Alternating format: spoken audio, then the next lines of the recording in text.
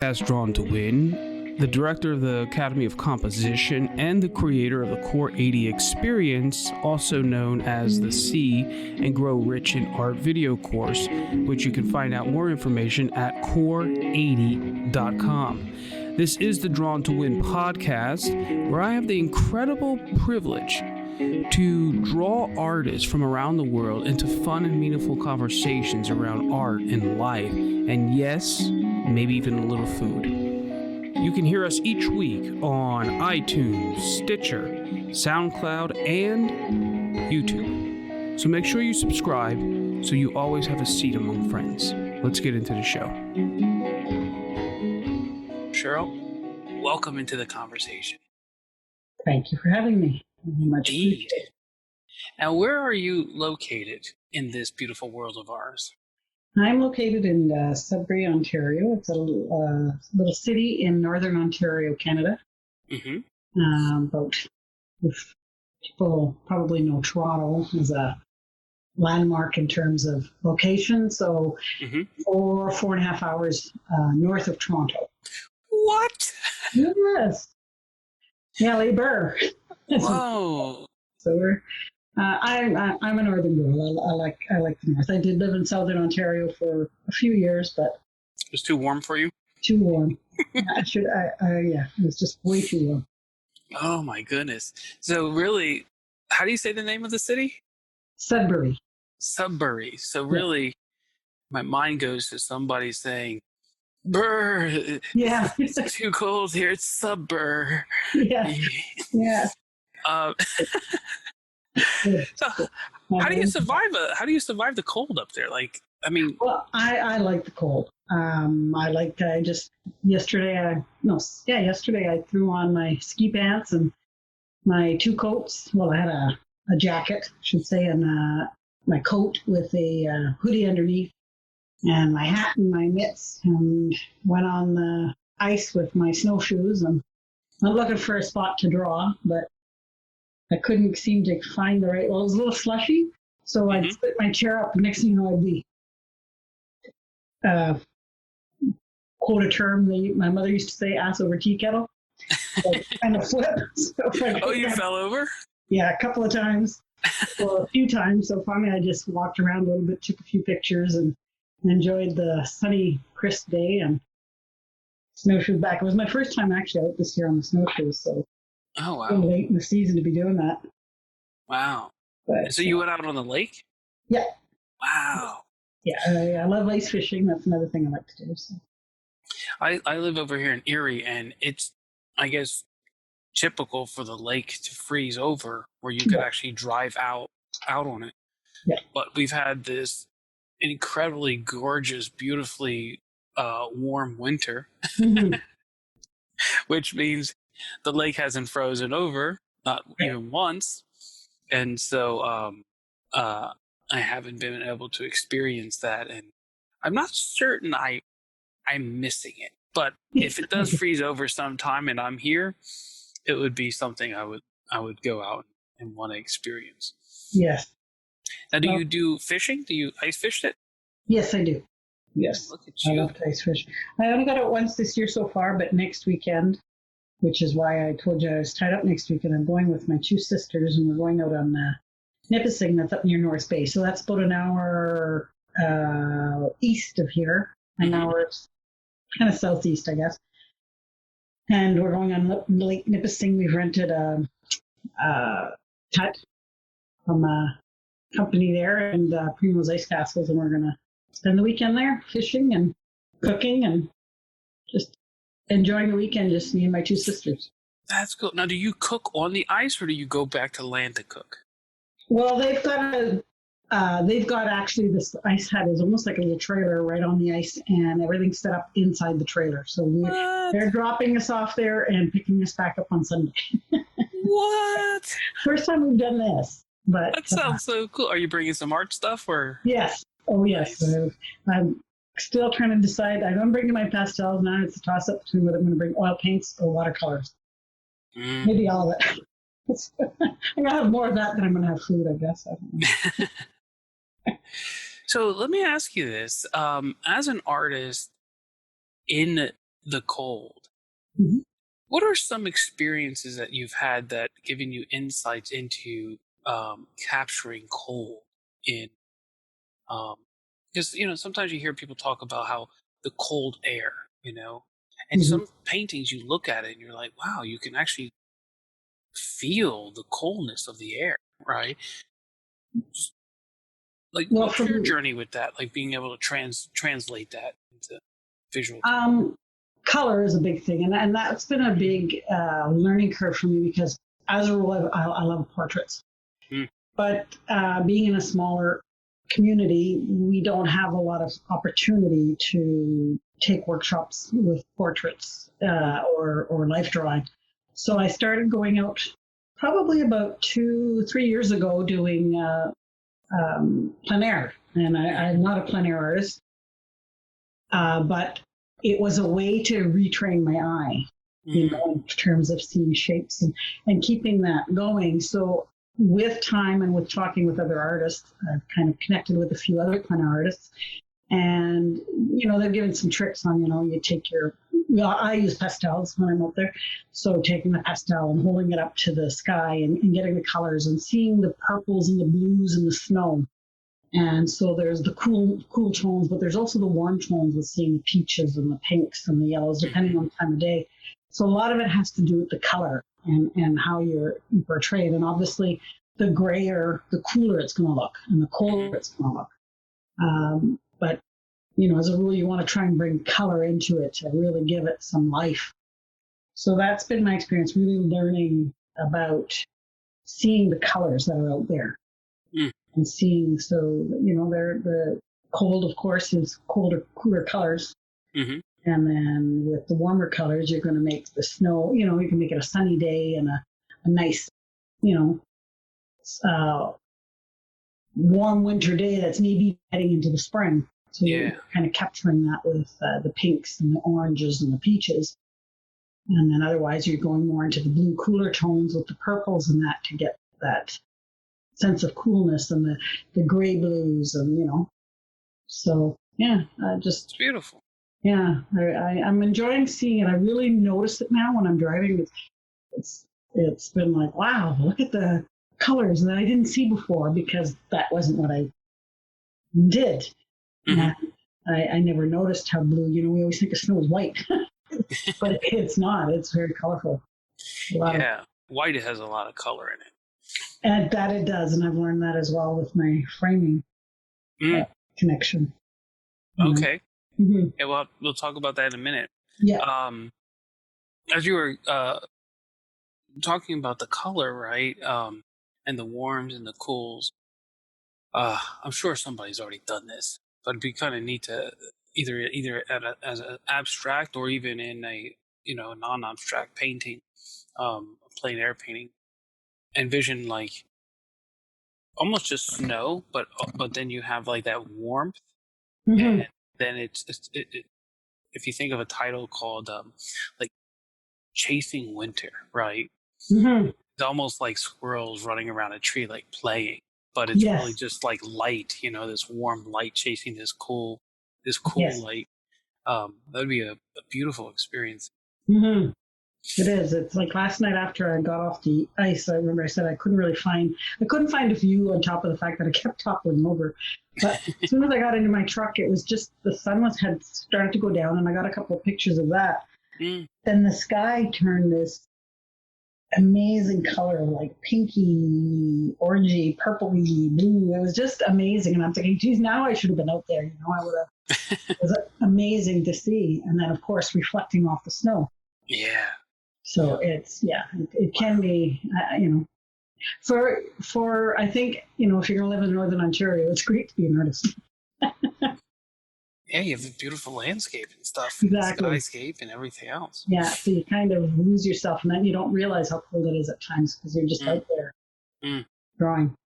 it's beautiful. And now Mm-hmm. you said you enjoy portraits. Is that what most of your work is? Um, Tends to be, yes, and that's what I'm working towards more. Mm-hmm. I do like to do some certain, like I seem to like horses and certain animals, and at times I like to deviate away from portraits, Mm-hmm. but my first love has always been portraits. Always, and I drew for many years, just pencil, and then I slowly, in my 20s, started trying with color. But portraits was my first love. Now I'm gonna bring something up very strange, Mm-hmm. and I preface this with well, I don't need preface. I'll just say it. Uh, as I was scrolling through your work, I found it very interesting how you have like this this um this varying degrees of, I don't want to say execution, but maybe that's the word. Mm-hmm. So like you'll have a drawing that has a certain level of almost like amateurness to it, right? Mm-hmm. And then like next to it, you have this drawing or this painting that's like, whoa, where did that come from, right? And it's like this interesting yin yang of high standard and uh like something a little lower in a way. Mm-hmm. And I want to be very careful because I'm not trying to criticize it, No, no. I'm just trying to articulate my observations of it, and I found that very peculiar, and I was like, wow, what's going on here? Like, where's this coming from? And so I was wondering, like, do you are you constantly studying and practicing? Oh, pretty much, yes. And I think a lot of that comes from sometimes I'm just trying to get some drawing time in, so it's a quick doodle. Okay. Sometimes it's just trying a different technique. Sometimes it's been, I did a whole bunch of drawings last year, and I think some of them are on my old Instagram, but I did delete quite a few on my newer one. And every day I was doing myself in a different color, and I got so much negative feedback from people that know me.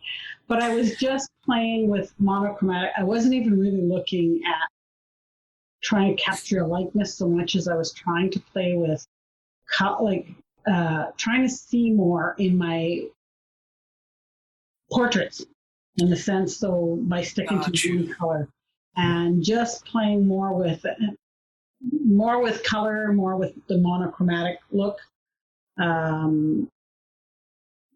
So sometimes too, I'll do something, and at the time I think, oh, that's kind of cool. And then later I'll look at it, and even yesterday I went back and deleted a couple. I looked at it after and went, that's kind of looking dorky, But dorky. Yeah. But I think I'm still exploring, whether I'm going to go more into the realism or whether I'm going to stick more with semi-impressionistic. And then I also have sometimes, I have a mixed background of, there's French, Irish, Indigenous, German, and some of that comes out sometimes. Like I've done a couple of almost not even knowing until people told me that's very German expressionistic, or that's almost native style. And those are things I kind of do when I'm in a different zone.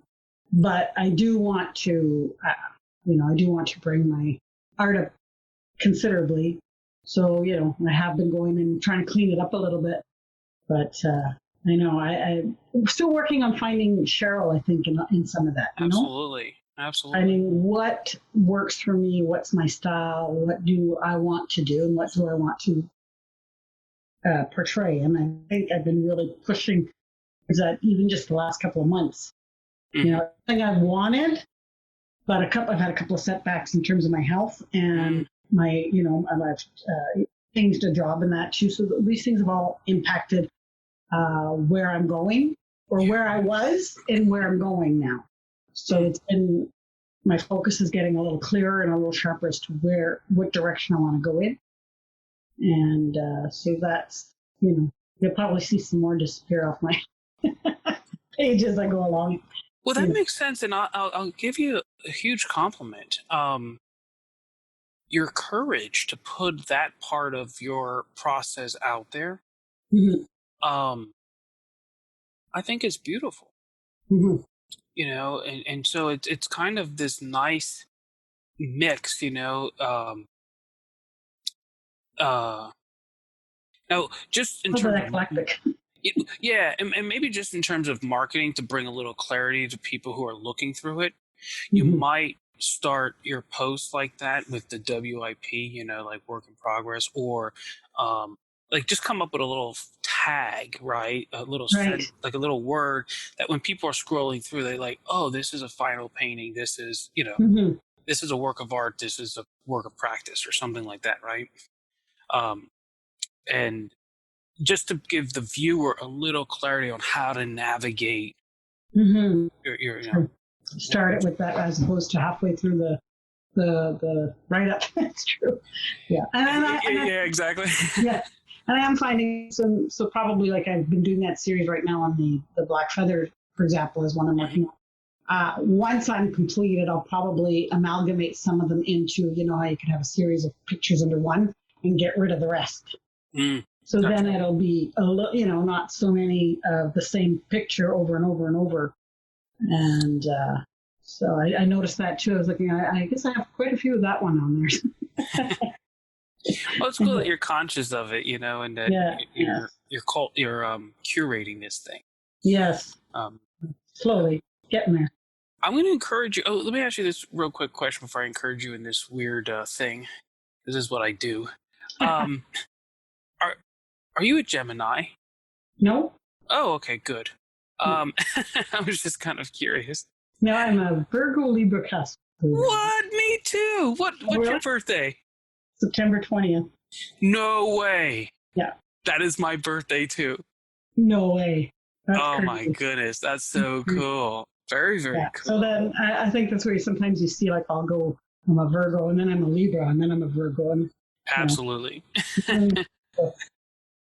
my so, whole life. so in a weird way, when you're very Virgo, you're tapping into those old German roots, Yeah. and and then when you're that Libra, you're just like, oh, one is with balance and everything, and then you're tapping into that Yeah. indigenous, Native American root. Yeah. Yeah. For sure. Yes. So. I love being a Virgo Libra cusp. I think Mhm. we're the best in the whole zodiac. No shit. Um, Keeps everybody guessing. Like, yeah. yes. I think it's a beautiful combination of being heartfelt and heart led, Yes. but also having that deep intellect, Mm-hmm. and being able to Ooh, explore oneself and examine oneself and other things. I like that. Remember that one. Yeah. So here's something I would love for you to consider exploring and examining so that you could lean into the power of the expression of it. And that is research um, your European roots about 300 years past, Mm-hmm. and your Native American roots about 300 years past. Mm-hmm. And I'm curious if you find yourself in Well, isn't that interesting? Because I do like to. I've gone back trying to see where. Um, I like to try and figure out where does this come from. Where does this? there. Mm-hmm. And I found some on my father's side, on the French side, the Ledukes. There's been some artists, and I know on my mom's side, the Doublesteins. There's been some art. There's a lot of artists on that side. And then when I went back to high school. I was 32, and the one teacher said I should be looking. Going. He says I'd like to see you do some like the. I was going to say impressionists. I'm stuck in the impressionists. Um, some of the religious art that they used to do, like they used to do, the masters used to do, like Leonardo. Okay. And he says he'd like to see, because he says people don't do that anymore, and he'd like to see me train in classical art. Mm. Now, and then with the indigenous, I've been really thinking about lately. We see a lot of indigenous that was touched by European, when they came across. Mm-hmm. But I'd like to see what they did, and I've been thinking about this lately. So it's funny that you brought it up. I'd like to see what they did pre contact. Mm. What was their art like then? What was their clothing like then? What was and that has been playing in my mind. I'd like to know what they did before they brought over the glass beads, before they were influenced by the, so I'm finding it very interesting that Jack brought that up. You're inside my head right now. That would be Virgo Libra thing, So Maybe. That would be fascinating to investigate. Yes, Um, yes, I agree. Now, I'm going to encourage you and give you a slight warning with it, okay? Mhm. Because a lot of times artists will try to seek a medium or the or the end product, if you will, right? Right. And um, there's a different consciousness that flows through, let's say, Native Americans than Mhm. that of a European or, let's say, German descent, right? Right. And so when you explore those things, you really do want to focus on the consciousness of the people Mhm. versus the forms that they've manifested, right? Yes. Like, Right. why? What was the function of I mean, you look at German, Austrian, Picasso said, if you really want to learn to draw, go to Germany. Mhm. And there's something about and it's in their culture even today, like um they're very, very precise. Yes. That's a beautiful Virgo aspect, right? Mhm. um they're very, very precise.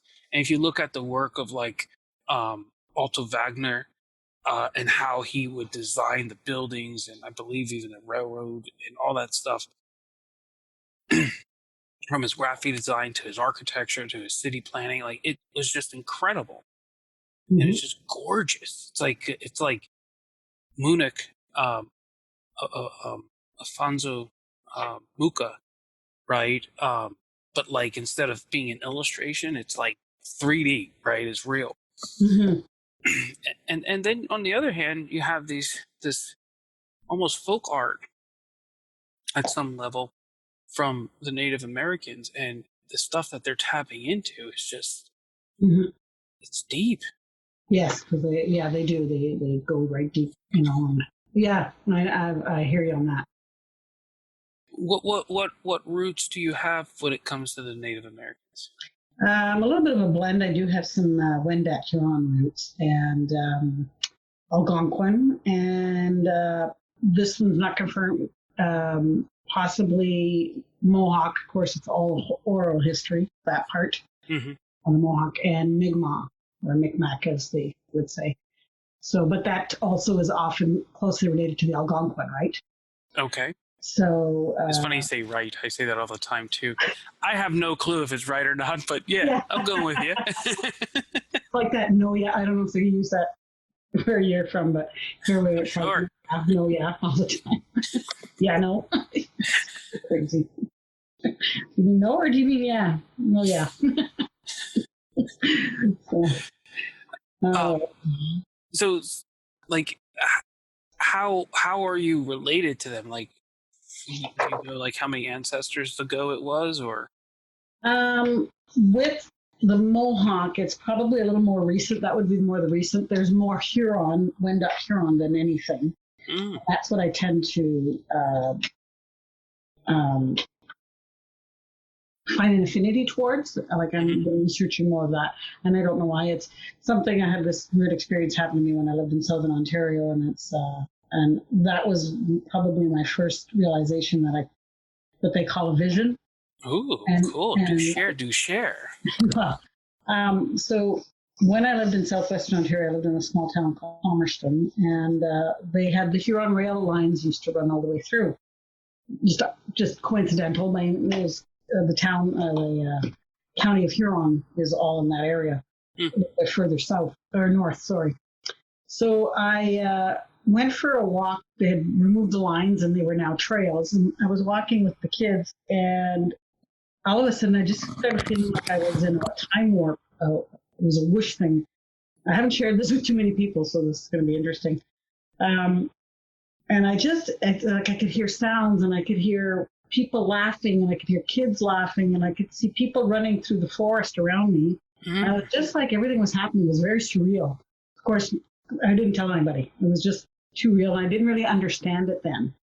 Wow. And I only found out maybe about 5 years ago. I went to a powwow locally, and there was a gentleman there, and he was from the States, but he was of Wendat. ancestry, and he said that back in and around that same time, like, the date seems to match, that they'd had a big reunion at the St. Mary amongst the Hurons, which is up in Georgian Bay, and they'd come from all over Quebec, United States, Ontario, because most of the Hurons were pushed out of Ontario into Quebec, but there's a few, little pockets here and there. So they'd all come together for this big reunion. Hmm. So he said it sounded to him like the ancestors were letting me know they were here and they were calling me. And I was like, it was just really that's amazing. Yeah, it was kind of so from that point on, I started to, study a little bit more, and I've connected with a few groups, mostly in the United States, a couple of pockets in Quebec, but there's a really strong group in the U.S. that I've connected with, and, sharing ideas and just kind of learning a little bit about the culture, learning a little bit about the art, the pottery. There's a gentleman I follow he's from Oklahoma, Wyandotte, Oklahoma. Wyandotte, I think it's Wyandotte, Oklahoma. And he does a lot of pottery there, and he's just like phenomenal. So I love watching his work and what he puts out there. And we chit chat back and forth once in a while, but I'm so just slowly studying it and trying to learn a little bit more about my ancestors. And that's cool. Mm-hmm. So it was kind of cool. It was a little bit unnerving at first. I mean, it was not something I wanted to share with too many people. Well, now you're going to have millions of people at some point listening to it. Yeah, exactly. Don't be afraid of that. That's especially as creatives. Yes. We live in a time where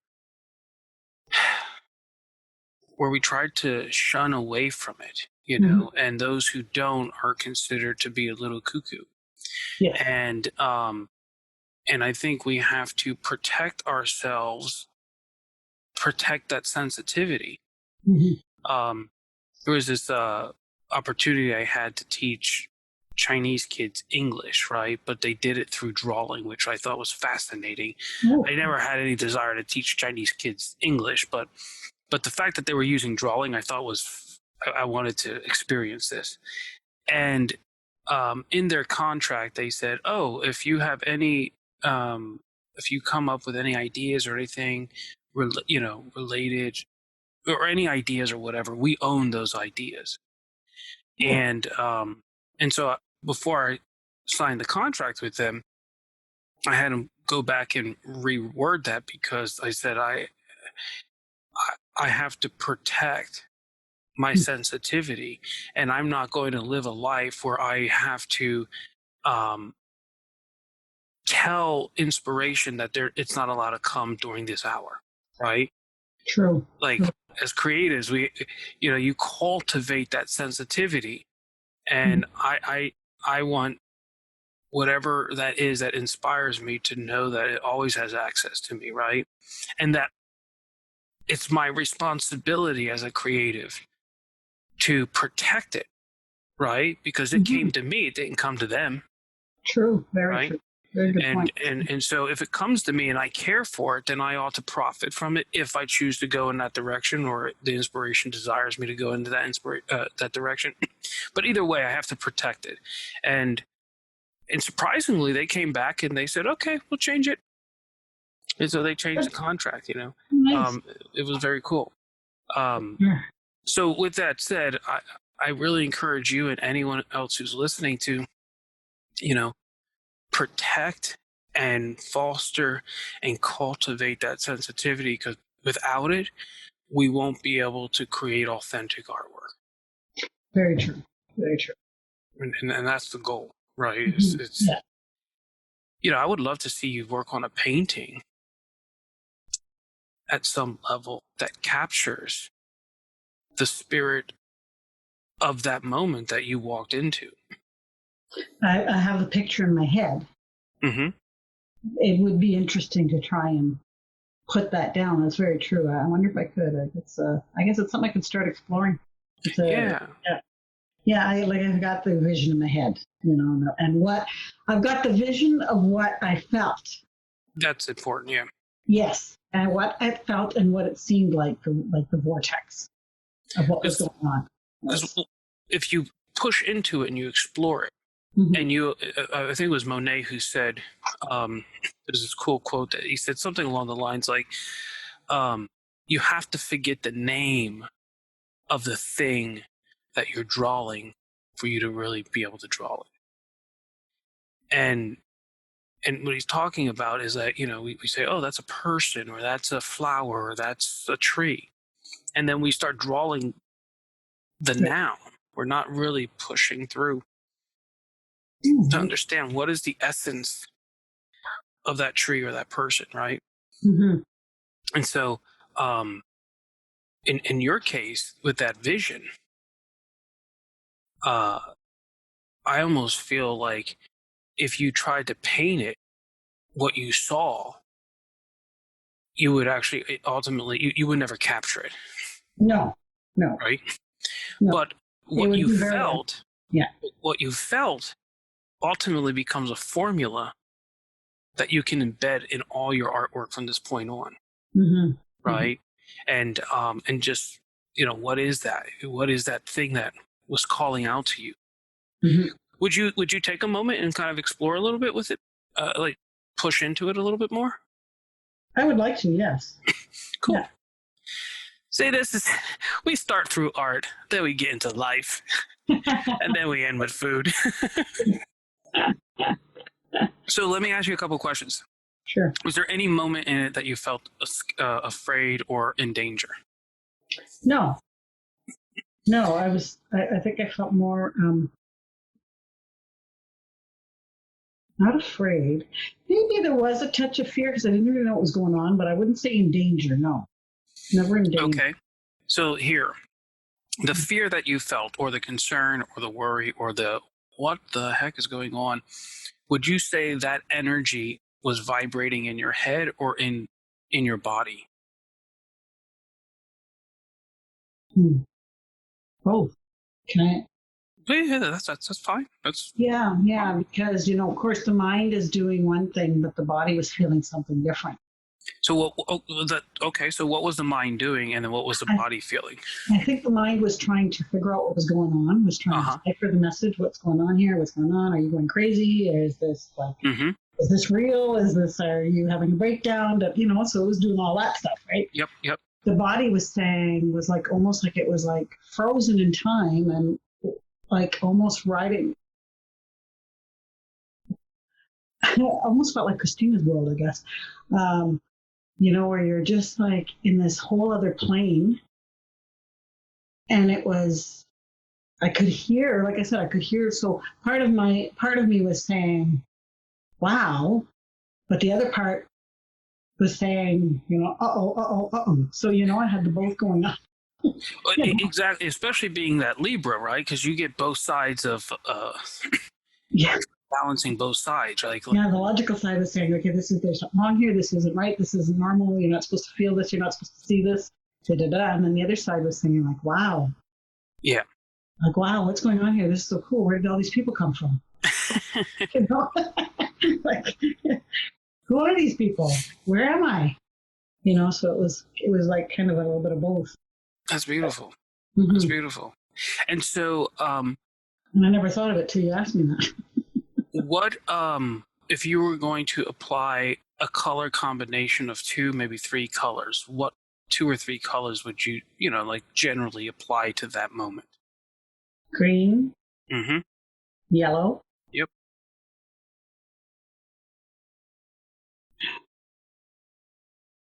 White doesn't include it. That's not. No. It's I think an orangey red.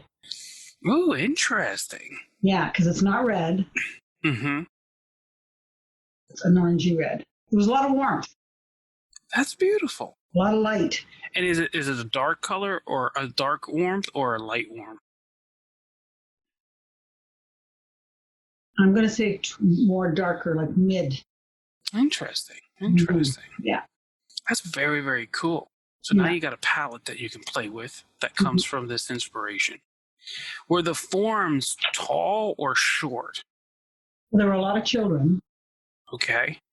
Running. There were, I think, horses because I could hear, but it could have been people running. You could hear people running, like almost running through. So there were shapes going through and running around through the forest. So there was adults and children, and I think there were some horses. Were there more children than adults, or about the same? And the only reason I think more children is because you know how children have a laugh? Yes. I can hear them laughing. Mm. I can hear the laughter. I could hear them laughing. Here's a great question. Mm-hmm. If you got out of your head and you just embraced the moment, would you have been an adult observing the children, a horse among the children, or one of the children?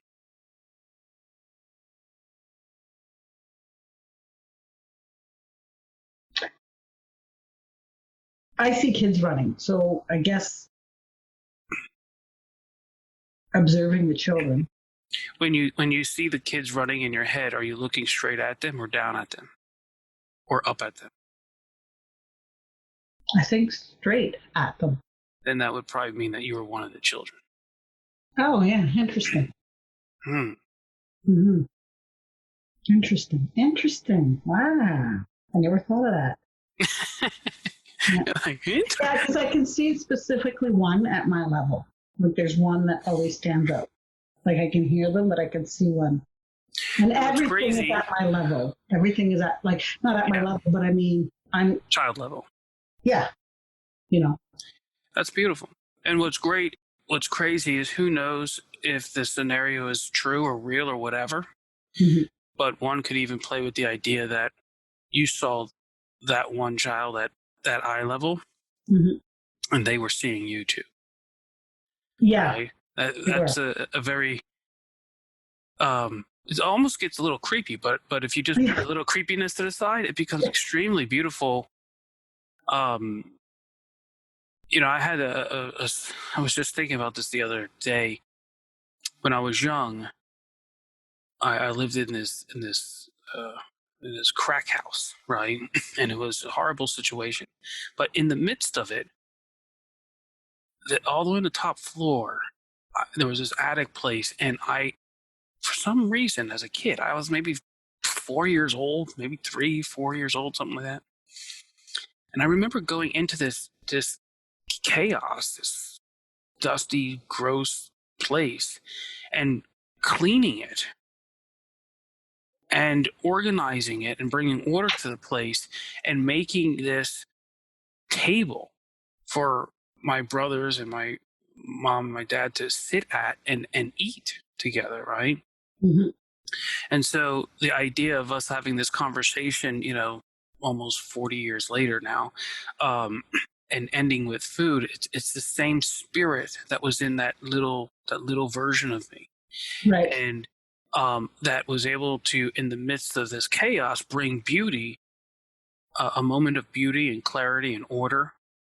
Mm-hmm. And as I was thinking about that a few months past, I was like, wait a second, that little dude tapped into something that ultimately will be the vibration of my life. Mm-hmm. And it was almost as if he saw into the future the man he was to be. At the same time, the man he was to be was looking back and seeing him, right? It was this weird, moment, and somehow he tapped in and executed on, without training, without being taught how to do it, without any it just happened. Mm-hmm. And so based on that experience, I'm my questions are stemming from that for you. Right. I think as a creative, once we expand our thinking past our own generation, our own lifespan, and we begin to realize that we're actually part of a much bigger thing than things that have happened 200-300 years ago, maybe thousands of years ago, connect to us. True. Yeah. And that's definitely. And science has this theory that came out a few years ago that I saw, that the things that you do, your body remembers. and then it passes on into your DNA. Mm-hmm. And so that different generations, all of a sudden you get into like this struggle or this circumstance, and it unlocks or stimulates or awakens these these abilities in you, which were developed generations before you. Mm-hmm. You know, but they're dormant until, and so it's very possible that something you walked into, it, you know, the vibration of the area that you walked in, it kind of like awoken a memory, or Mm-hmm. I don't want to say a memory, but some, you know, I don't know how to say it. I know don't what know you the mean. words. Yeah, and you know, Like almost like yeah, almost like a DNA memory, or however you want to put it. Yeah, I know what you're saying there. I do get what you're saying. yeah. And so my encouragement to you is to spend time in that space, explore it, examine it, Mm-hmm. so that when you go and you produce your artwork, you're not too consumed with making art like other people, or like it becomes this authentic experience that you're gifting to humanity through your artwork. Mm-hmm. You know, and because you're like a king with a treasure. Oh, you know, a huge treasure of heritage and wealth there. Yes. Thank you. So, let me ask you a question, unless you have any other questions regarding that kind of stuff. No, it's given me a lot to think about. So it was very interesting. When you're doing your portraits, what is it that you're focusing on with, you know, with your sitters and the people who are commissioning you? Good question. I think now I'm tending to focus more. I'm trying to get evoke a feeling, obviously, an emotion, Mhm. which sometimes is hard when you get a commission because you don't really, you're doing somebody else's vision, which sometimes, you know, I mean, we take commissions because we need the money, but sometimes, most times, I'm going to say not sometimes, most times you're actually trying to create somebody else's vision, and it doesn't always go the right way. So I'm trying to be a little bit more clear when somebody commissions me for something that I need, you know, a number of poses, I need a number of, you know, and because it has to speak, the end result has to speak to me. Otherwise it becomes just a flat photocopy. Yep. And so, you know, so now I'm trying to explore more, what do I want to do? Mm-hmm. So I'm doing that feather one because I've always wanted to do that one. It's one of my daughters. And I just like the idea of exploring different themes right now. I'm going to do a few more like that. Like the one time I did a carousel horse, and I've always wanted to do more. I just haven't found anything that talked to me yet, I guess. Because again, as I said, I live in Northern Ontario. It's access to a lot of stuff is a little bit complicated at times. So now I'm starting to try to be a little bit more creative in my thinking. And so exploring, okay, so what can we do with what we have? And you've given me more to think about as well today. So now, could you imagine like seeing 20 portraits that you've done, mm-hmm. right? And you're looking at all these portraits. Mm-hmm. Here's an interesting question. Mm-hmm. When you look at those 20, imagine those 20 portraits in your head. Are you looking at them straight eye to eye, looking down at them, or up at them?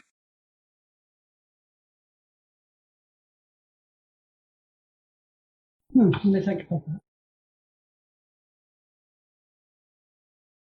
And if you don't know the answer, let me ask you this question. What should you be looking at them at? That's another good question, because that's what I was trying. I think that's what I was trying to.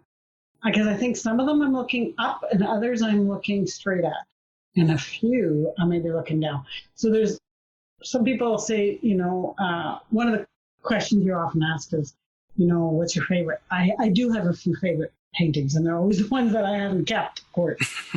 You know, and all that I've done over the years, and a couple of them I wish I'd kept, and some of them I'm fine without. Some of them that people loved, and I have no attachment to them whatsoever. Mm. So, but there's a few that I've done that I really, really liked. One of them was at the hairdressers. It's always been one of my favorites that I did. And it's almost got a Degas kind of a feel to it. Mm-hmm. That's probably one of my favorites. And I did another one, which was Crystal and Sydney, and it was just, and they were both done with emotion. There was no, it was just all emotion. They were done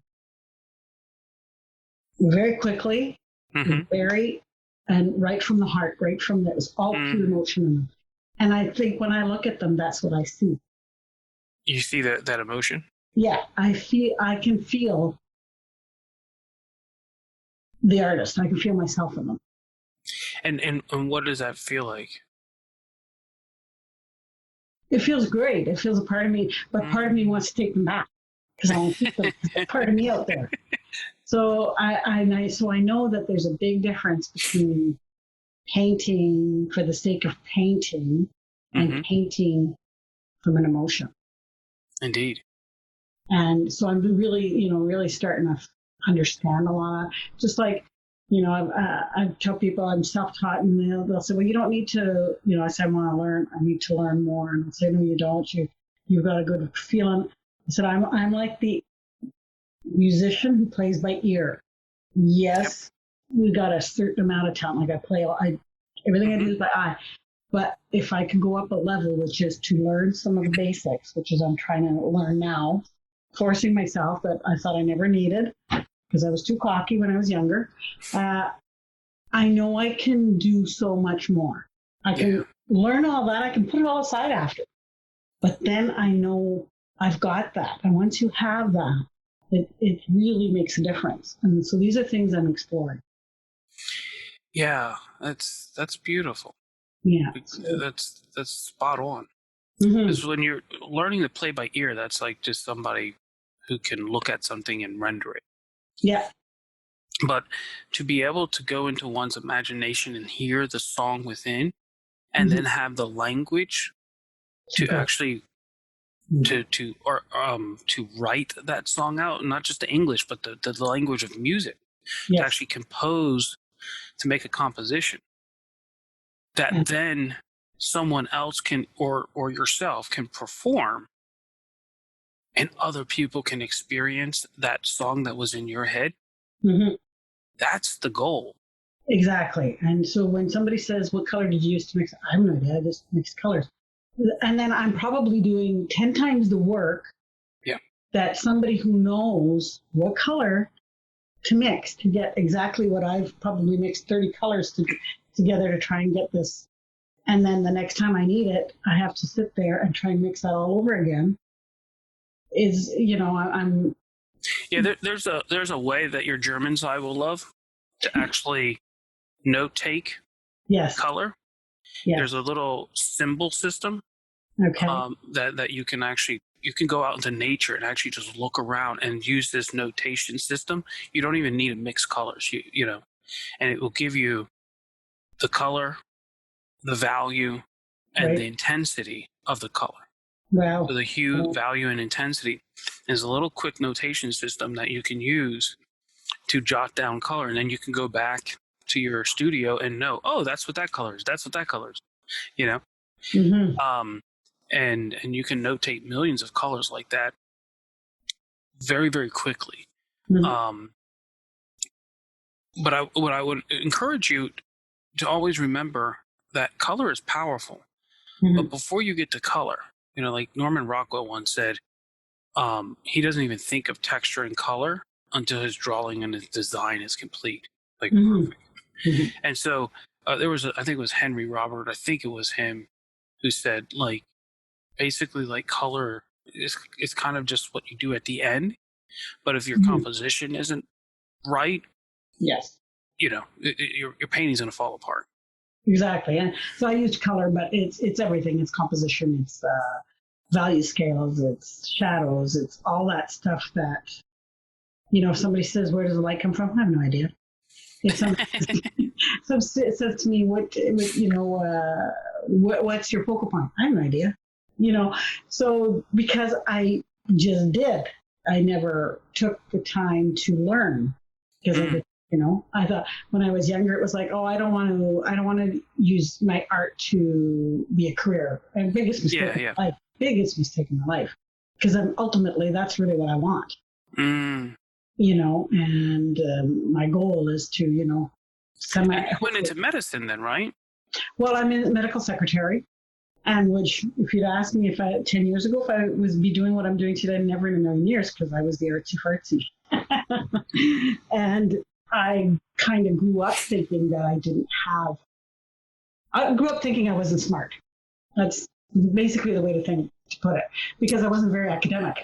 I have trouble with math. And if you can't get math, you can't get physics. I love science, but my math skills were just so bad that and again, that came down to basics. I didn't know my basics. So you don't know your basics, it's very hard to move forward in math. So I kind of fell through the cracks over the years, and then, I quit school in grade 11. I went back when I was 32 and got my high school diploma. Wow, congratulations. Yeah, thank you. So, you said that earlier, and I wasn't sure if that's what you meant. I was like, I'm not going to bring it up, but... I sat in high school with the kids. It was challenging. Like, what's your mom doing here? So then, so I grew up like that. So then when I started... I'm sorry. Hold on. Yeah. I got to stop you. I just want to take a moment to appreciate what you just said a moment ago. You sat in high school at 32 years old with the kids. Yeah. You're almost half your age. Yeah. What was that like emotionally for you to do that? Okay, to be honest, it was a big eye-opener, and I'll tell you what it was for me. When I was in high school, I thought, maybe my mom and dad were right. I didn't really try that hard, and I gave, maybe it was me. Mm-hmm. When I went back to high school, I had some really good teachers, don't get me wrong, but I also saw where some of the teachers were less than kind to the students. Students would leave the classroom crying. I got pregnant while I was going to high school for my fourth daughter, and I was having a hard time keeping up, and I almost gave up at some point. Oh, you were 32 at the time when you were with your fourth daughter? Yeah. And okay, not your first time in high school. Okay. Yeah, no, sorry. And one of the teachers says, well, you can take the elevator. And I looked at her and I said, if I was 16 and I was pregnant, could I take the elevator? And she looked at me and then she said, no. And I said, then I guess I'm not taking the elevator. Wow. So it was an eye-opener. I mean, some of the kids were rowdy and there was the drugs, just like, back when we were in high school, there was kids that were more into the drug scene. But there was, and some of the teachers were tired and should have retired 5 years before that, and we're still hanging on. And the kids were like, they were passing the kids. But as I did see a lot that said to me, no, it wasn't just me. Some of the teachers, just like, you go to a hospital and there's a nurse there that you think, why are you a nurse? Why are you working? Yeah. No compassion. So you see that in every field. Why are you in sales when you're basically telling everybody to how bad the product is? I'd rather be on my phone than deal with you, So you see, I saw that as well. So it was good. It was, I had to be careful what I said, because if I'd opened my mouth sometimes, the kids would be like, because I'm the old lady, right? Sitting in the classroom, and what do I know? So I learned to do that, but we got through it, and it was a very good feeling to get my diploma. My mom came and my sisters, and it was pretty cool. That's beautiful. Mm-hmm. Wow. Because I never realized how good that would make me feel till I did it. And it is and I tell people when they say they're going back, I said, it's an amazing feeling when you get that piece of paper. You might think it's just a piece of paper, but you're just going to go, wow, I did it. Well, I can do this, and it is good. It's an amazing feeling. Wow. Congratulations. Thank you. Wow. So after you got that when you were 32, what kind of work did you go into after that? Well, back then I was still living in southwestern Ontario, so pretty much that was a small town of 1,100 people. Wow. So then I went to Conestoga College, which is in Kitchener, and I actually went and got my driver's license. I didn't have my driver's license. I lived in the city. I didn't need it, so I had to get my driver's license. Then I went back and took home care, like PSW type work. Mm-hmm. And so we would, and again, as I said, we're in small towns, and it's little towns surrounded by little towns. So I would drive, I think it was 45 minutes to an hour every day to go to school with a newborn. I'd bring her with me and we'd go. And I did home care for a while and I loved it. I really did. I had some beautiful clients. It was really cool. I'd go from all these little towns to town and connected with some, it's a very large Dutch population in that area. So it was really cool. I learned a lot, got a lot of gifts, learned a lot of cooking tips, a lot about cleaning with the proper, old Dutch, stuff like that. So Lots of vinegar. Pardon me? Lots of vinegar. Yeah. Less oil. But, some very good people. I made some really nice connections and it was really nice. I really enjoyed it. And then my husband and I separated, unfortunately, and I moved back home to Sudbury after that. So did a number of little jobs here, worked at the framing store, worked in home care, did house cleaning, worked in a lumber store. Sometimes I was working all three at the same time and, just to pay the bills and try and get ahead. And then I landed the job at the hospital, and that's what was the start of, finding out, and that's when it was not long after that. I wished I was 10 years younger, then I would have gone back to school. Gotcha. Yeah. But, And what would you have gone back to school for? I'm not sure. I think something in the medical field. I would have liked, even, and to be in the creative lines at the time. I thought maybe physiotherapy, occupational therapy interested because you have to be very creative. You get into the homes and sometimes you got to try and make something out of what they have because they can't afford to go buy that machine or whatever. Yeah. Yeah. So what do we have in the home that we can make? So I thought that would be very interesting. And now today, if I was to go back, I'd probably go back to art school. But back then I was thinking of, raising my kids and that, right? And paying the bills. I still am, but It's part of the reason we're doing this a little slower than I'd like to, but it's going to happen. It's my goal. It's interesting. A lot of artists will often, when they have to come to a place where they have to make a decision to go practical, a lot will often lean towards something in the medical field. And there's this beautiful relationship between the creatives and these and people in the medical field, and it's been there since the beginning of time. And it's something that I encourage a lot of artists to kind of go back into, right? Like to go deep back into it, into like the shaman time, where the artist, the priest, the elder, the doctor, they were all the same person. And then you fast forward, and now all of a sudden we separate all of those people. And but if you go to like a time in the Renaissance time, doctors were also the psychologists, and they were, kind of like, in a weird way, I don't want to say a spiritual advisor, but they were more holistic in their approach. And then you had artists who hung out with the doctors because they were in the same guilds, because to make paint, you couldn't go down to the local store. You had to know how to dig it out of the earth. You had to know your chemistry. You had to know your botany. You had to know how to mix it all together. All that kind of stuff. And it was very, very much of a science, as much as it was a poetry. True. Very true. Very good points. Yeah. So where do you see yourself as an artist? Where would you like to be in 5 years? I would like to, in 5 years, I would hopefully be able to be making somewhat of a living with my art, doing what I do. I always say to people, if I could retire today, I'd be pretty much in the bush with my paints and my fishing rods. That would be my life. But then of course I like portraits, so I guess I'd have to come into town once in a while. But no, I would really like to be able to,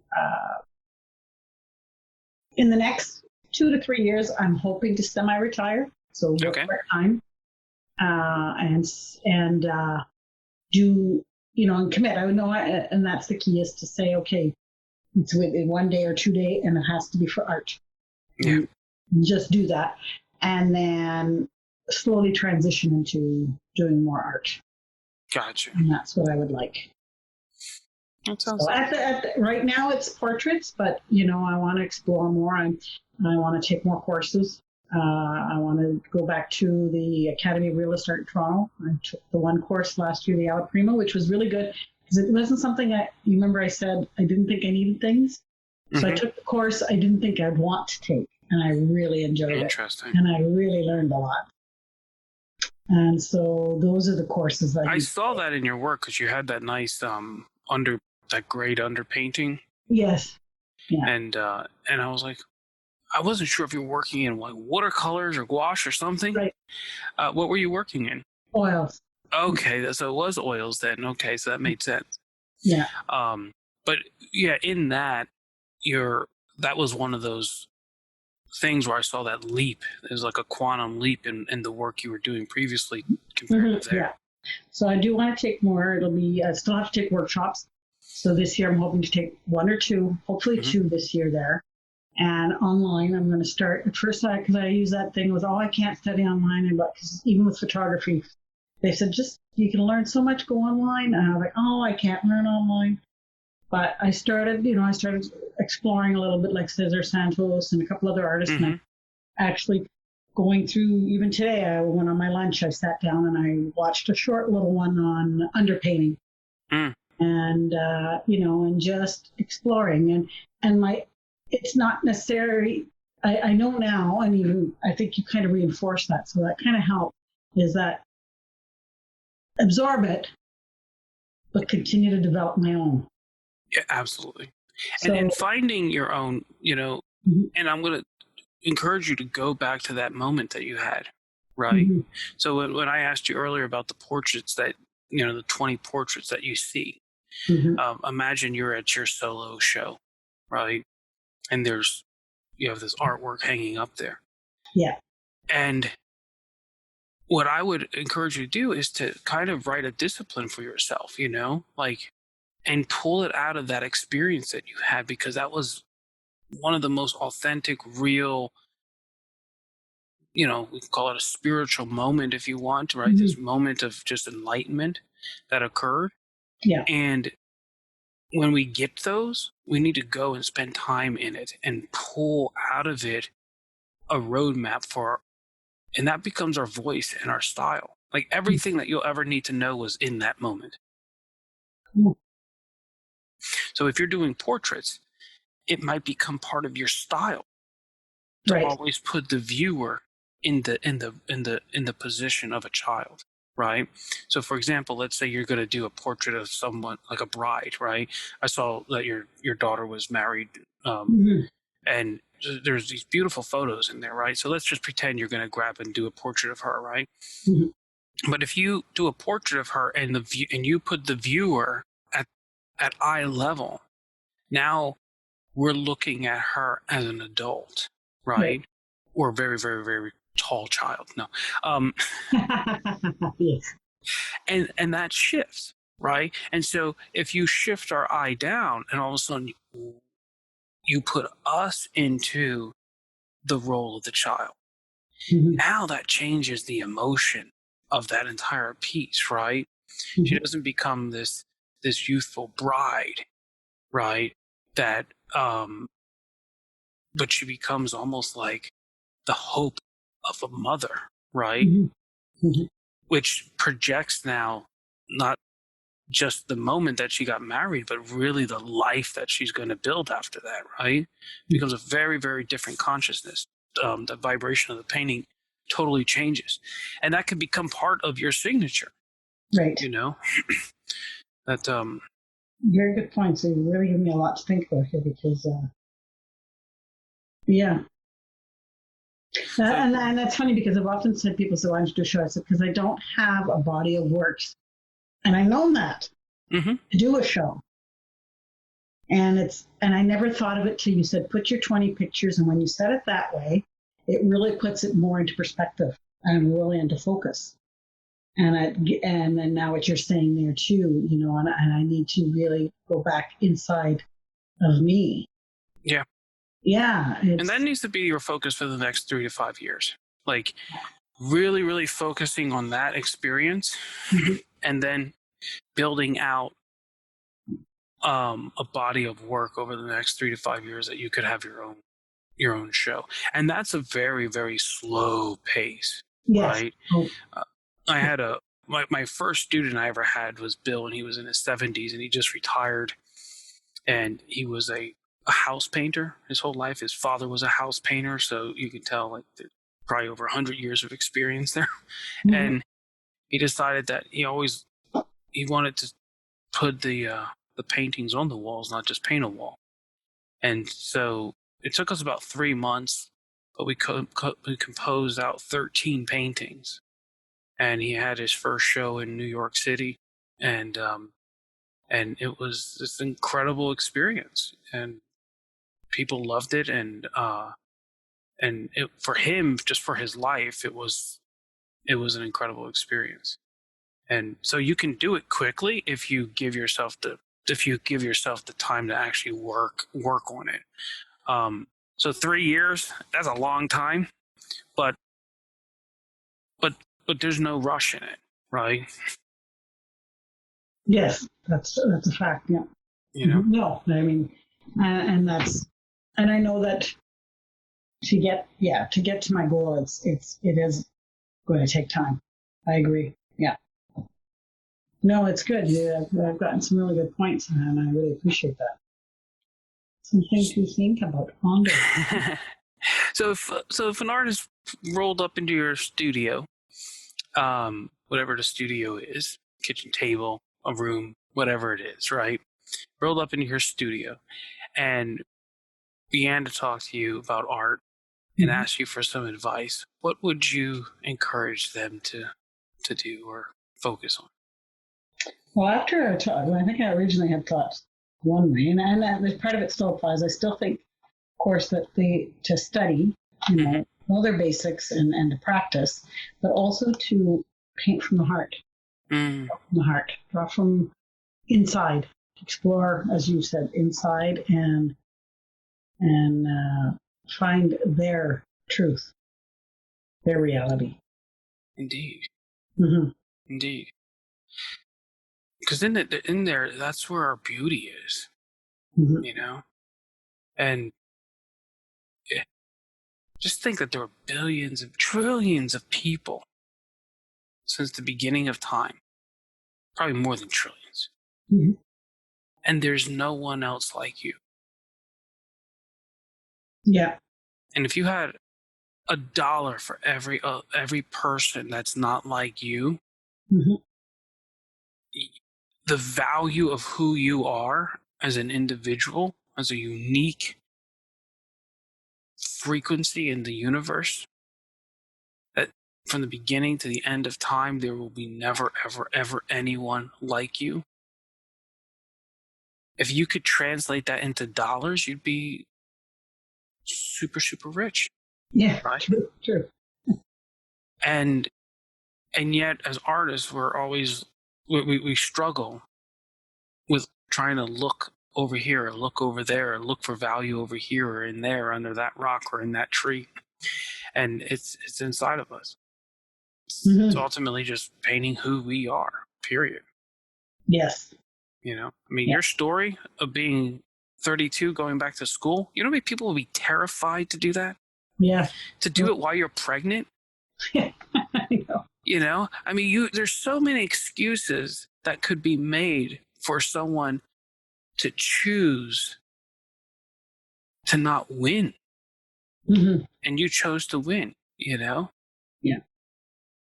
And even outside of that, like all of the struggle and the pressure and everything that you had to go through, the fact that there was a baby in your belly and she was feeding on your strength My brain cells, I think. Your brain cells, you know. I wonder what kind of woman she is today. She's my little beatboxer, actually. She's your beatboxer? Yes. she raps? Yeah, she beatboxes, and she's gone back to school to be a teacher, though. Because she look at that, because she was in that vibe. So she's my baby, and she's the little blonde one in the pictures. And she won second in the world in the women's competition in beatboxing, and fourth in Canada mixed. Yeah, that's so cool. Crazy. Oh my gosh. Yeah. I have to go search around for some videos or something. You got to send a video. Oh well, sure. Of her. I'm not even gonna. I can't even do it justice. That's just so cool.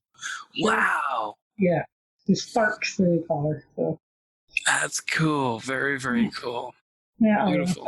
Yeah, she used to drive me crazy. And then one day I'm doing something. She goes, "Ah!"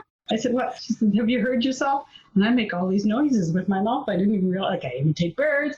Even at work, I'm breaking into songs left, right, and center. But I'm always making noises. And I thought, oh, no wonder. But yeah, she used to drive us all crazy. But that's cool. Yeah. Do you make noises when you draw? Oh, I'm always making. Yeah, I think so.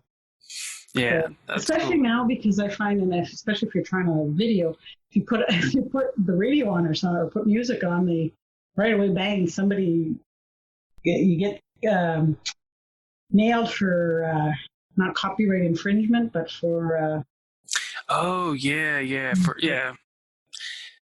not paying for the music. It's like, oh my good Lord, I don't even know how some artists are playing music. I have no idea. Maybe it's their own, I guess. I don't know. Intellectual copyright is what it is. That's the word. Wow. So it's like, oh my gosh, man, people have to listen to me, and weird enough as it is. That's cool. It's something I want to talk to artists about more, like the sounds and noises that they make when they're making art. Yes. And I've been that way my entire life, making noise. Like, I'll draw something and people are like, what is, like, why are you making all those noises? I'm like, because it's real to me, right? It's it is. Like, it's true. It's true. I make noises.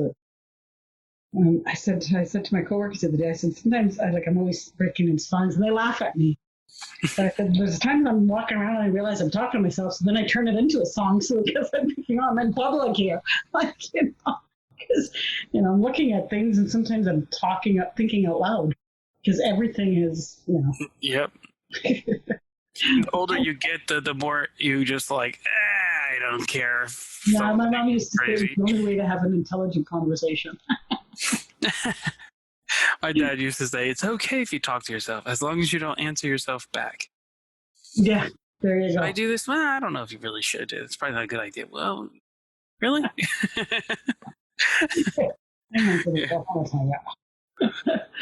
Well, sure. Let me ask you one other question here. Sure. My favorite question. What do you like to eat? Food. Okay, perfect. Done.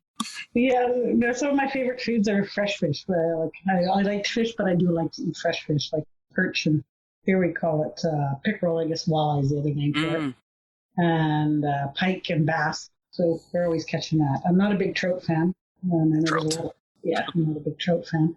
And then moose meat. I like moose meat, but I also, saying that, realize that moose is, they're a little bit of an endangered, not quite endangered, but there's been some concerns about their numbers dropping, probably from the global warming and the ticks and so, there's some of that. So, but those are probably my favorite. I love spaghetti. I love salads. Yeah, I like food. Desserts, chocolate.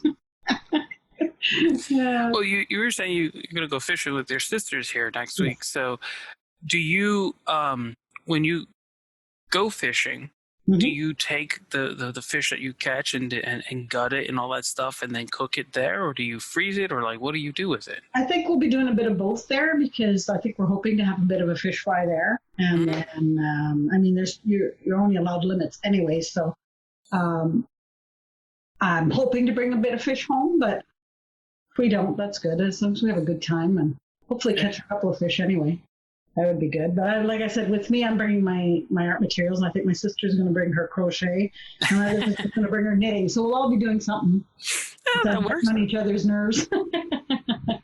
That's cool. That's cool. Cramped space with no escape. Do you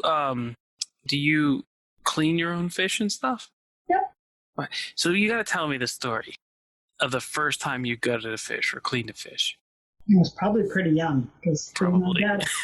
well, because we were five kids growing up, and my brother was the oldest, and there's a big gap between my oldest brother and my oldest sister and us, the younger three. So my sister Danielle is actually named after my dad. My dad's Stanley, and his nickname was Dan. So they called her because Dan. He didn't have any more sons, so we called her Danny. So he brought us three fishing all the time. So we would go out in the old cedar strip fishing with Dad and bring back all these fish. And my mom was the one stuck cleaning them at first. All these little perch we'd bring back. And I don't know. I can't really remember the first time I cleaned a fish, but I think we just grew up with it. So you just did it. Mm-hmm. I'm thinking of my daughter, my one daughter who cleans fish. And she was probably about 11 or 12 when she started, maybe even younger. First time she cleaned her own fish and didn't think nothing. And she still does. Like at camp, she's the one who cleans all the fish because people don't want to clean them, right?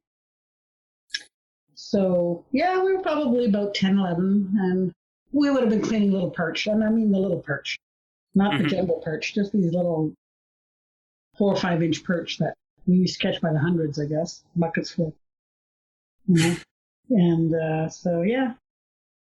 But, That's cool. Yeah. But you get softer as you get older too, so it's like, you know. You get to the next generation. Yeah. Erica, clean this thing.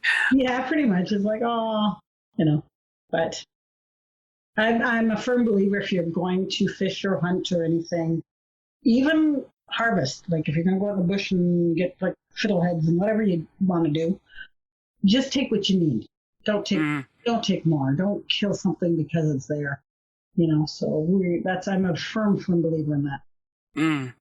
We all need to eat, whether you're a vegetarian or whether you're a meat eater or whether you're whatever, but don't take more than you need. And so that's why I've never bought store-bought fish. I've never eaten it because first off, the smell, when I walk past the fish counter in the grocery store, just like, oh. Wow. Because you're used to fresh fish, right? Yeah. It doesn't have that fishy smell on that. And I just think sometimes it's such a waste, just all this fish. But that's me. That's my thinking. No, that's beautiful. That makes total sense. Yeah. It's respectable. Yeah. I think we need to do more of that. People need to tap into more of that. Try and, I mean, obviously, everybody can't harvest, but we can all make little gardens and take less. Just take less. Eat less, take less. Even though I like food. Dude, it's interesting. Like this year, I was realizing, like, it's just so easy to go to the store and just buy stuff. End up buying all this junk and whatever. And so I decided that there are certain things I'm just never going to buy again. And if I'm going to do them, then the way I'll do them is if I make them myself. Oh, neat. So like candy, I haven't bought candy in probably 7 months. Wow. And made it through the candy seasons of Christmas and Thanksgiving and Valentine's Day and all that stuff. And surprisingly, I had the discipline and the willpower to go through it without any issues. And Halloween, I went through that. Now I don't make candy, so what I swapped out was pastries, but then I started making them, right?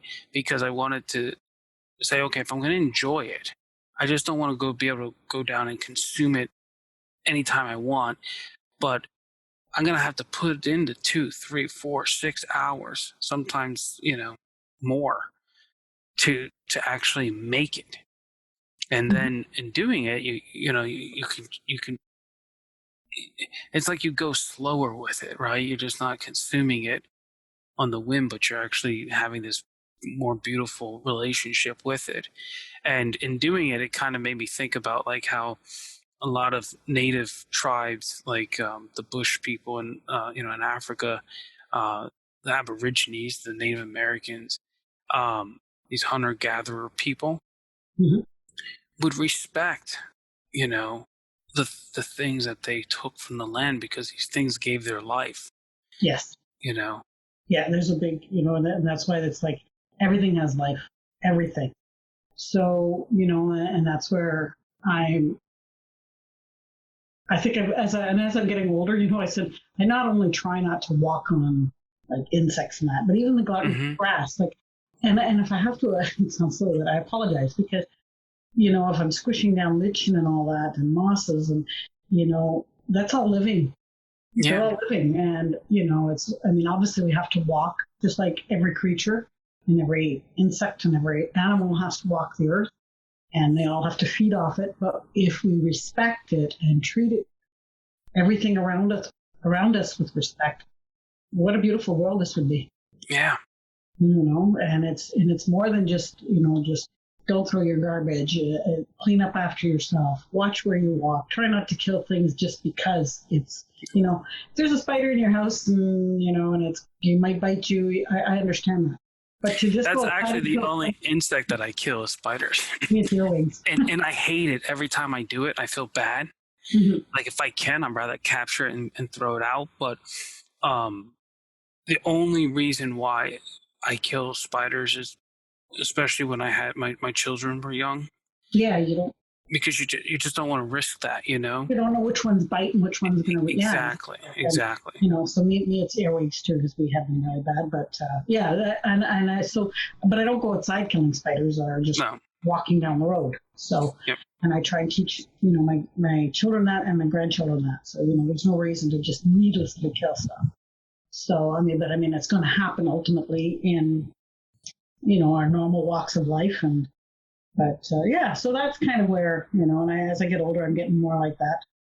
I don't know if I was always like, I don't know, I wasn't always like that. But although I wouldn't go around killing animals or anything like that, but I think more insects that I'm more respectful now. And as I said, trees and that I try not to take, if I'm going to go harvest a little bit of cedar, Mm-hmm. then I'm just going to go and sporadically pick here and there. And I'm going to try and leave some of the new growth to come so that it can keep growing. And so that's, if I go get blueberry pickings, I pick for myself blueberries. I don't pick them to sell. So I might give some away, but I don't usually pick more than I need for me. And I love blueberries, so I pick a lot for me. That's awesome. Yeah. So blueberry picking. That's what it is. So. Yeah. Well, Sheryl, it was wonderful chatting with you. It was really great chatting with you. You really helped me to explore myself a little bit tonight. I don't know if you realize how much you helped me tonight. I have no idea. I'm just here. I'm a door, and whatever comes out, and I hope that it's just done in love and healing and wonderfulness. It was beautiful. Thank you. And so, real quick, I saw that you signed up for my free composition course thing. And did you happen to go through any of the lessons? Not as of yet. I signed up just at and I had Sunday. I had we had the Northern Ontario Art Association has I entered a competition in it, and they tour all of Northern Ontario. So they were actually in Sudbury this weekend. Oh, okay. So I wanted to go see the display, and then Saturday I'd had a kind of an anniversary party for a friend. Sunday. So I'm hoping to look at that this week and sit down and spend some time in the evening when I'm sitting at home and go home after work, chill, relax, and go through it. Well, that's awesome. I know you're going to go with your sisters next week. So if anyone's listening to this right now, it's probably already done. But my aim was by the 20th, I wanted to actually update all the videos so that they were more concise and shorter and just kind of like a little bit of different in its format. And so if you got to them this week, that's cool. If you don't until you come back from your vacation or your time with your sisters, the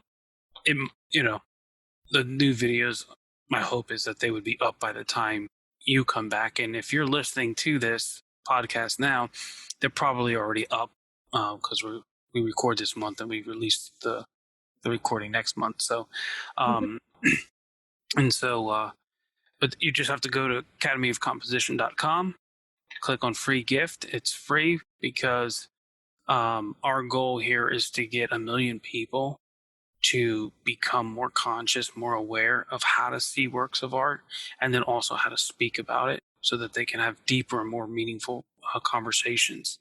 And so this course allows you to go through about 100 paintings of really, really great art. Mm-hmm. And it'll teach you 15 different ways, different secrets to get behind the paint and actually understand the design work that's going into it, and therefore the story and the intention of the artist. Mm-hmm. And so it's a very powerful experience to go through it. And so, I went through a couple very quickly, just a couple brief ones, and I know that I need to really sit down and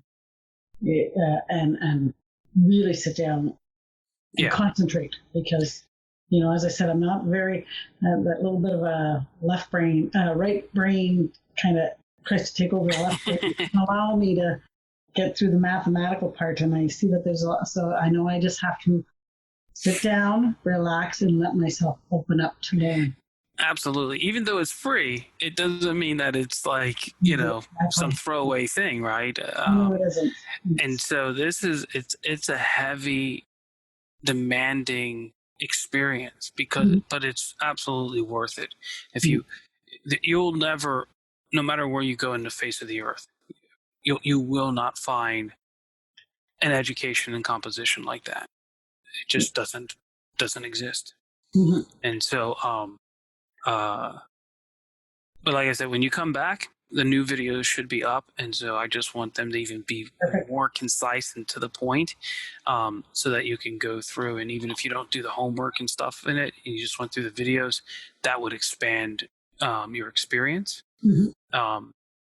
For someone like you, because you are serious about developing yourself as an artist, you absolutely want to go through the homework and things like that, to give yourself that ability to really train yourself to see what's going on. And it's going to change the way that you do it's going to empower you to do your own artwork. Cool. I'm really looking forward to it, actually. Yeah. I am. Cool. Well, Ms. Sheryl, it was wonderful. And on that note, arrivederci. How do you say bye in Canadian? I don't know. Boy. Yeah, just bye. Bye, or ciao, or see you later, or I always say toodaloo ta-ta and all that jazz. People go, what? And so, In just 30 days, the Core 80 experience teaches you to decode the intentional design underneath great masterpieces. Through video lessons, assignments, and feedback, you learn to recognize the underlying structures like thrust maps, echoes, and gamuts that give master compositions substance and gravitas. Knowing how master artists and illustrators compose their artwork unlocks your ability to give your artwork more meaning and energy. Enroll today and get a 7-day no-hassle money-back guarantee at core80.com.